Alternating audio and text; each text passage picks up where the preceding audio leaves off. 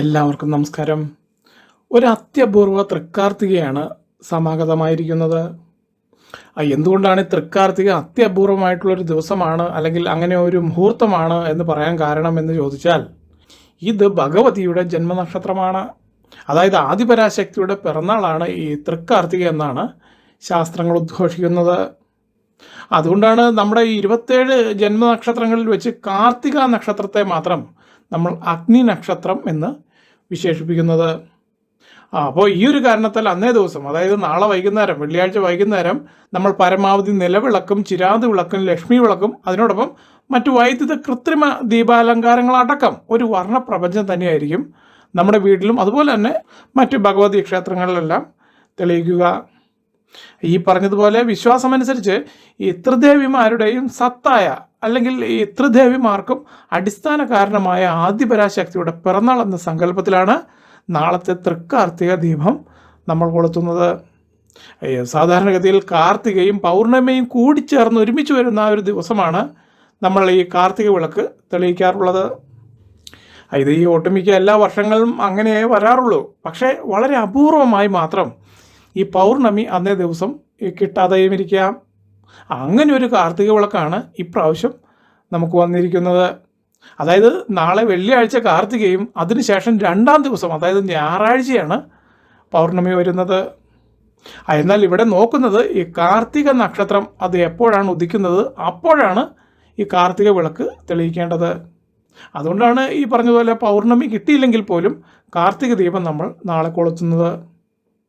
അപ്പോൾ ഈ ദിവസത്തിൻ്റെ പ്രത്യേകതയെക്കുറിച്ച് പറയുമ്പോൾ, ആഗ്രഹ സാഫല്യത്തിന് ഇതിൽ പരം മറ്റൊരു ദിവസമില്ല എന്നാണ് ശാസ്ത്രഗ്രന്ഥങ്ങൾ അക്കമിട്ട് പറഞ്ഞിരിക്കുന്നത്. അതുപോലെ തന്നെ ചിലയിടങ്ങളിൽ ഈ ദിവസം ലക്ഷ്മി ഭഗവതി വീട് സന്ദർശിക്കുന്ന ദിവസമാണ്, അല്ലെങ്കിൽ ആ ഒരു മുഹൂർത്തമാണ് ഈ പറഞ്ഞ പോലെ തൃക്കാർത്തിക എന്നും ഉണ്ട്.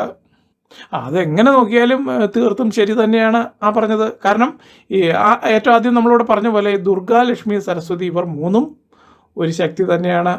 പക്ഷേ നമ്മുടെ ആരാധനാ സൗകര്യത്തിന് വേണ്ടി പ്രത്യേകമായിട്ട് അവർക്ക് മന്ത്രങ്ങളും പൂജകളും എല്ലാം വെച്ചിരിക്കുന്നു എന്ന് മാത്രമേ ഉള്ളൂ. ഇനി ഇവിടെ നിന്ന് അങ്ങോട്ട് തുടർന്ന് പറയാൻ പോകുന്നത് ഈ കാർത്തിക വിളക്ക് തെളിയിക്കുന്നതിൽ ആ പ്രധാനപ്പെട്ട 5 കാര്യങ്ങളാണ്. അതിൽ ആദ്യത്തേത്, ഈ തൃക്കാർത്തിക എന്തുകൊണ്ടാണ് നാളെ വെള്ളിയാഴ്ച, അതായത് 13-ാം തീയതി വൈകുന്നേരം ദീപാലങ്കാരം കൊണ്ട് നമ്മൾ ആഘോഷിക്കുന്നത്. ഇനി രണ്ടാമത്തേത്, ഈ തൃക്കാർത്തിക ദിവസം വ്രതം എടുക്കണോ വേണ്ടയോ. 3, ഈ ദിവസം വൈകുന്നേരം വീട് എങ്ങനെയാണ് നമ്മൾ ഈ തൃക്കാർത്തിക ദീപം തെളിക്കാൻ വേണ്ടി ഒരുക്കേണ്ടത്. അടുത്തത് 4-മത്തേത്, ഏതൊക്കെ സഹസ്രനാമങ്ങളും സ്തോത്രങ്ങളുമാണ് ഈ തൃക്കാർത്തിക ദിവസം ജപിക്കേണ്ടത്. അടുത്തത് 5-മത്തേത്, അന്നേ ദിവസം ദർശനം നടത്തേണ്ട ക്ഷേത്രങ്ങളും അതുപോലെ തന്നെ ഏതൊക്കെ വഴിപാടുകളാണ് അങ്ങനെ നിങ്ങൾ ക്ഷേത്ര ദർശനം നടത്തുകയാണെങ്കിൽ അവിടെ കഴിപ്പിക്കേണ്ടത്. ഇത്രയും കാര്യങ്ങളാണ് ഇനി ക്രമമായിട്ട് ഇവിടെ നിന്ന് അങ്ങോട്ട് പറയാൻ പോകുന്നത്. ഇതിലേറ്റവും ആദ്യം തൃക്കാർത്തിക എന്തുകൊണ്ടാണ് നാളെ വെള്ളിയാഴ്ച ആഘോഷിക്കുന്നത് എന്നൊന്ന് നോക്കാം. നാളെ കാർത്തിക നക്ഷത്രം ഉദിക്കുന്നത് പഞ്ചാംഗ പ്രകാരം നോക്കുമ്പോൾ നാളെ രാവിലെ 7:50 എന്നാൽ അസ്തമിക്കുന്നത് നാളെ കഴിഞ്ഞ്, അതായത് ശനിയാഴ്ച രാവിലെ 5:48, അതായത് പുലർച്ചെ 5:48 അവസാനിക്കും. ഇതിനുള്ളിൽ വരുന്ന സമയമാണ് നമ്മൾ കാർത്തിക ദീപം തെളിക്കാനായി തിരഞ്ഞെടുക്കേണ്ടത്. അതായത് കാർത്തിക നക്ഷത്രം ആകാശത്ത് ഉദിച്ചു നിൽക്കുന്ന സമയത്താണ് കാർത്തിക ദീപം തെളിക്കേണ്ടത് എന്ന് സാരം.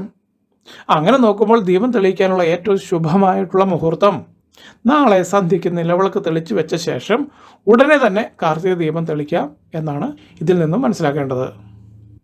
ശരി. അപ്പോൾ ഇനി രണ്ടാമതായിട്ട് പറയുന്നത് തൃക്കാർത്തിക ദിവസം വ്രതം എടുക്കണോ വേണ്ടയോ എന്നുള്ളതിനുള്ള ആ ഒരു ഉത്തരമാണ്. അതിനൊരൊറ്റ വാക്കിലുള്ള ഉത്തരം, കഴിഞ്ഞ 7 ദിവസങ്ങൾക്കുള്ളിൽ മറ്റേതെങ്കിലും വ്രതം എടുക്കാത്ത ആളുകൾക്ക് ഈ വ്രതം എടുക്കാവുന്നതാണ്. ഇത് പറയാൻ കാരണം, ഈ കഴിഞ്ഞ ദിവസം ഒരു ഏകാദശി വ്രതം അങ്ങോട്ട് കഴിഞ്ഞതേ ഉള്ളൂ. അതിനാൽ യാതൊരു കാരണവശാലും അടുത്ത വ്രതം കൂടി ഉടനെ എടുക്കരുത്. അതുകൊണ്ട് ഇങ്ങനെ എടുത്തെന്ന് വെച്ചിട്ട് അങ്ങനെ പ്രത്യേകിച്ച് ദോഷമൊന്നും ഇല്ലെങ്കിൽ പോലും അതുകൊണ്ട് ഒരു ലാഭവും ഉണ്ടാകുന്നതല്ല. അതെന്തുകൊണ്ടെന്നാൽ നമ്മുടെ ശരീരം മറ്റൊരു വ്രതം പിടിക്കാൻ ഈ സമയം പാകപ്പെട്ടിട്ടില്ല. ഇത് പറയാൻ കാരണം, ഈ ശരീരത്തിലെ മാലിന്യങ്ങളെല്ലാം ആദ്യത്തെ ആ ഒരു ഏകാദശി വ്രതം കൊണ്ട് തന്നെ കംപ്ലീറ്റ് ആയിട്ട് പോയി. അതുകൊണ്ട് തന്നെ അടുത്ത വ്രതം ഉടനടി വേണ്ട. പരമാവധി 1 മാസത്തിൽ 2 വ്രതം തന്നെ ധാരാളമാണ്. ഇനി അടുത്തതായിട്ട് പറയുന്നത് ഈ തൃക്കാർത്തിക ആചരിക്കാൻ വേണ്ടി വീട് എങ്ങനെയാണ് നമ്മൾ ഒരുക്കേണ്ടതെന്നാണ് ഇനി പറയാൻ പോകുന്നത്. നാളെ വെള്ളിയാഴ്ച രാവിലെ മുതൽ അതിനുള്ള ഒരുക്കങ്ങൾ നിങ്ങൾ ആരംഭിക്കണം. ഒന്നാമതായി വീട് നന്നായിട്ട് അടിച്ചു വാരി വൃത്തിയാക്കണം. ഒരു മാറാല പോലും വീടിൻ്റെ ഒരു കോണിൽ പോലും ഇരിക്കാത്ത രീതിയിൽ വൃത്തിയായിരിക്കണം. അതുപോലെ തന്നെ ഉടുത്തു മാറിയ വസ്ത്രങ്ങളുണ്ടെങ്കിൽ അതെല്ലാം കഴുകിയിടണം. അതുപോലെ തന്നെ തലേ ദിവസത്തെ ഭക്ഷണ സാധനങ്ങൾ ബാക്കി വന്നവ നിങ്ങൾ ഫ്രിഡ്ജിൽ സൂക്ഷിച്ചിട്ടുണ്ടെങ്കിൽ അതിൽ കേടായവ അല്ലെങ്കിൽ സ്വാദ് കെട്ടവ ഇതെല്ലാം ദൂരെ കളയണം. ചുരുക്കി പറഞ്ഞാൽ വൈകുന്നേരമാകുമ്പോൾ വീടും ചുറ്റുപാടും മനസ്സും ശരീരവുമെല്ലാം നല്ല ശുദ്ധിയായിരിക്കണം. അതെന്തുകൊണ്ടെന്നാൽ ഈ പറഞ്ഞതുപോലെ നമ്മൾ ഇരിക്കുന്ന ഇടവും അതുപോലെ തന്നെ നമ്മുടെ ശരീരവും മനസ്സും ശുദ്ധി ഉള്ളിടത്ത് മാത്രമേ ശ്രീ ഭഗവതി വാഴുകയുള്ളൂ. അത് കഴിഞ്ഞ് ഈ പറഞ്ഞ പോലെ സൂര്യാസ്തമയത്തിന് ശേഷം, അതായത് ത്രിസന്ധിയോടടുക്കുമ്പോൾ വീടുകളും ക്ഷേത്രങ്ങളും ഒരുപോലെ ഈ പറഞ്ഞ പോലെ ചിരാതുകൾ കൊണ്ടും മറ്റ് എണ്ണവിളക്കുകൾ കൊണ്ടും അലങ്കരിക്കപ്പെടുന്നു. ഇതിൽ വീട്ടിൽ പൂജാമുറി ഉള്ളവരാണ് നിങ്ങളെങ്കിൽ നിങ്ങൾക്ക് ഈ പൂജാമുറിയിലും ഉമ്മറവാതിലിലും ഒരേ സമയം നിലവിളക്ക് തെളിക്കാം. ഈ സമയം 5 തിരിയിട്ട് ഭദ്രദീപം തെളിക്കുകയാണെങ്കിൽ അതായിരിക്കും ഉത്തമം. ഈ നിലവിളക്കിൽ നെയ്യോ അല്ലെങ്കിൽ നല്ലെണ്ണയോ ഈ സമയം നിങ്ങൾക്ക് ഉപയോഗിക്കാം. അതുപോലെ തന്നെ ലക്ഷ്മി വിളക്ക്, കുബേര വിളക്ക്, നാരങ്ങ വിളക്ക് ഇതെല്ലാം നിങ്ങളുടെ ഇഷ്ടം പോലെ എത്ര എണ്ണം വേണമെങ്കിലും തെളിയിക്കാവുന്നതാണ്. അതുപോലെ തന്നെ ഈ മൺചിരാത് ചട്ടികൾ, അത് എത്രയധികം നിങ്ങളുടെ പക്കലുണ്ടോ അത്രയും ചിരാത് ചട്ടികളിൽ തിരി തെളിയിക്കേണ്ടതാണ്. ഇത് എൻ്റെ കുട്ടിക്കാലത്ത് എനിക്ക് ഓർമ്മ വരുന്നത്, അന്ന് ഈ മൺചിരാത് ചട്ടികൾ ക്ഷേത്രങ്ങളിൽ മാത്രമായിരുന്നു ഉപയോഗിച്ചിരുന്നത്. എന്നാൽ നമ്മുടെ ഈ വീടുകളിലെല്ലാം നമ്മൾ ദീപം തെളിയിക്കാനായിട്ട് അന്ന് ഉപയോഗിച്ചിരുന്നത് ഈ മരോട്ടിക്കായുടെ തോടാണ് അന്ന് വ്യാപകമായിട്ട് ഉപയോഗിച്ചിരുന്നത്. അതായത് അത് ഉണങ്ങിക്കഴിഞ്ഞ് അത് പൊട്ടിച്ചെടുക്കുമ്പോൾ ഏകദേശം ഈ പറഞ്ഞതുപോലെ ചിരാത് ചട്ടി പോലുള്ള ഒരു തോട് നമുക്ക് കിട്ടും. അതിൽ ഈ പറഞ്ഞതുപോലെ മൺചിരാത് ചട്ടിയിൽ എങ്ങനെയാണോ നമ്മൾ എണ്ണ ഒഴിച്ച് ദീപം കൊളുത്തുന്നത് അതുപോലെ തന്നെ ഈ പറഞ്ഞ മരോട്ടിക്കായുടെ തോടിലും നമുക്ക് എണ്ണയൊഴിച്ച് തിരിതെളിക്കാൻ സാധിക്കും. അതുപോലെ തന്നെ മുറ്റത്ത് ഈ തൃക്കാർത്തിക വിളക്കുകൾ അലങ്കരിക്കാനായിട്ട് വാഴയുടെ ആ പോളകളെല്ലാം നീക്കം ചെയ്ത ശേഷം വാഴപ്പിണ്ടി നേരെ അങ്ങോട്ട് കുഴിച്ചിടും. എന്നിട്ട് അതിൽ ഈ തെങ്ങിൻ്റെ ഈർക്കിൽ ആ ഒരു ചാൺ നീളത്തിലിങ്ങ് മുറിച്ചെടുത്ത ശേഷം അതങ്ങോട്ട് മടക്കി കുത്തും. അതായത് ഈ ചിരാത് ചട്ടി ഇരിക്കാൻ പാകത്തിന് ആ ഒരു വൃത്താകൃതിയിൽ മടക്കി വയ്ക്കും. എന്നിട്ട് അതിൻ്റെ മേലാണ് ഈ ചിരാത് വിളക്കുകൾ സ്ഥാപിക്കുന്നത്. അതായത് നമ്മൾ ഈ ക്ഷേത്രത്തിൻ്റെ മുൻപിൽ കാണുന്ന കൽവിളക്കുകളിൽ ദീപം തെളിയിക്കുന്നത് എങ്ങനെയാണോ ആ രീതിയിൽ തെളിയിച്ചു വയ്ക്കാമെന്ന് ചുരുക്കം. അതുപോലെ തന്നെ ഈ വീടുകളിൽ ഈ വളർത്തുമൃഗങ്ങളെ വളർത്തുന്ന ആളുകൾ അവർ ഈ പശുത്തൊഴുത്തും മൃഗങ്ങൾ ഉപയോഗിക്കുന്ന മറ്റ് സ്ഥലങ്ങളും ഈ ചിരാത് കത്തിച്ചു വെച്ച് അലങ്കരിക്കാറുണ്ട്. ചുരുക്കി പറഞ്ഞാൽ അന്ന് സർവത്ര ദീപാലങ്കാരമാണ്.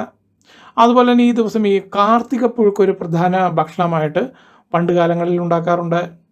ഇത് തയ്യാർ ചെയ്യുന്നത് എങ്ങനെയാണെന്ന് വെച്ചാൽ ഈ മരച്ചീനി, അതായത് കപ്പ ചെറു കഷ്ണങ്ങളായിട്ട് അരിഞ്ഞെടുത്ത് അത് പുഴുങ്ങിയെടുത്തിട്ട് അതിൽ ഈ തേങ്ങ ചിരകി ഇട്ടിട്ടാണ് ഈ പുഴുക്കുണ്ടാക്കുന്നത്. ഇത് ഈ പറഞ്ഞത് കേരളത്തിൻ്റെ പല ഭാഗങ്ങളിലും പല രീതിയാണ്. ചില ആളുകൾ ഈ പറഞ്ഞ സ്ഥാനത്ത് മരച്ചീനിയും അവർക്ക് ഇഷ്ടപ്പെട്ട മറ്റ് കിഴങ്ങു വർഗ്ഗങ്ങളും തേങ്ങാപ്പീരയും എല്ലാം കൂടി ചേർത്തിട്ടാണ് ഈ പറഞ്ഞതുപോലെ കാർത്തിക പുഴുക്ക് ഉണ്ടാക്കാറുള്ളത്. ഇനി അടുത്തതായിട്ട് പറയുന്നത് ഏതൊക്കെ സഹസ്രനാമങ്ങളും സ്തോത്രങ്ങളുമാണ് ജപിക്കേണ്ടതെന്നാണ് പറയാൻ പോകുന്നത്. ഇന്നേ ദിവസം ദീപങ്ങളെല്ലാം കൊളുത്തി വെച്ചതിന് ശേഷം ലളിതാ സഹസ്രനാമം, അതിനോടൊപ്പം കനകധാര സ്തോത്രം, മഹാലക്ഷ്മി സ്തവം, മഹാലക്ഷ്മി അഷ്ടകം എന്നിവയെല്ലാം ജപിക്കുന്നത് വളരെ അത്യുത്തമമായിരിക്കും. ഇനി അടുത്തത് 5-മതായിട്ട് പറയുന്നത് ക്ഷേത്രങ്ങളും വഴിപാടുകളും ഈ കാർത്തിക ദിവസം എങ്ങനെയൊക്കെയാണ് ചെയ്യേണ്ടതെന്നാണ് പറയാൻ പോകുന്നത്. ഇന്നേ ദിവസം നിങ്ങളുടെ വീടിനടുത്തുള്ള ഏത് ക്ഷേത്രങ്ങളിൽ വേണമെങ്കിലും പോകാവുന്നതാണ്. എങ്കിൽ പോലും ഭഗവതി ക്ഷേത്രങ്ങളിൽ പോകുന്നതാണ് ഏറ്റവും ഉത്തമം. അവിടെ ഏത് വഴിപാട് കഴിക്കണം എന്നതിൽ ഒരു വേർതിരിവ് വേണ്ട. അവനവൻ്റെ കയ്യിലെ സാമ്പത്തികമനുസരിച്ച് യഥാവിധി ഒരു വഴിപാട് കഴിപ്പിച്ചാൽ മതി. ഒരു പക്ഷേ ആ സമയത്ത് നിങ്ങളുടെ കയ്യിൽ 1 രൂപ കോയിൻ മാത്രമേ ഉള്ളെങ്കിൽ അത് ആ കാണിക്ക പാത്രത്തിൽ ഇടുക, പ്രാർത്ഥിക്കുക, അത്ര തന്നെ. ഇനി അടുത്തതായിട്ട് പറയാൻ പോകുന്നത് ഈ കാർത്തിക ദീപം തെളിയിക്കാൻ അനുയോജ്യരായിട്ടുള്ള 18 നക്ഷത്രക്കാർ ആരൊക്കെയാണെന്നാണ്. വാസ്തവം പറഞ്ഞാൽ ആർക്ക് വേണമെങ്കിലും കാർത്തിക ദീപം തെളിയിക്കാം. എന്നാലും ഏറ്റവും കൂടുതൽ അനുയോജ്യരായിട്ടുള്ള 18 നക്ഷത്രക്കാർ ആരൊക്കെയാണെന്ന് കൂടി ഒന്ന് പറയാം. ഈ 2024 ഡിസംബർ കാർത്തിക നക്ഷത്രത്തിലെ ആ ത്രയോദശി ചതുർദശി തിഥി വെച്ചിട്ട് നോക്കുമ്പോൾ നമുക്ക് കിട്ടിയിരിക്കുന്നത് കാർത്തിക ഉത്രാടം, രോഹിണി അത്തം തിരുവോണം, മകീരം ചിത്തിരാവിട്ടം, ചതയം ജ്യോതി തിരുവാതിര, പുണർദം വിശാഖം പോരുരുട്ടാതി, പൂയം അനിഴം ഉത്രട്ടാതി. ഈ പറഞ്ഞ 18 നക്ഷത്രക്കാർ മറ്റു നാളുകാരെ അപേക്ഷിച്ച് ഏറ്റവും അനുയോജ്യരായിട്ടാണ് ഈ തിഥി വെച്ചിട്ട് കണക്ക് കൂട്ടുമ്പോൾ കാണുന്നത്. ഇവർ ആദ്യത്തെ തിരി തെളിയിച്ച ശേഷം ഇവരിൽ നിന്നും പകർന്ന് മറ്റുള്ളവർക്കും തിരി തെളിക്കാം. അങ്ങനെയാണ്.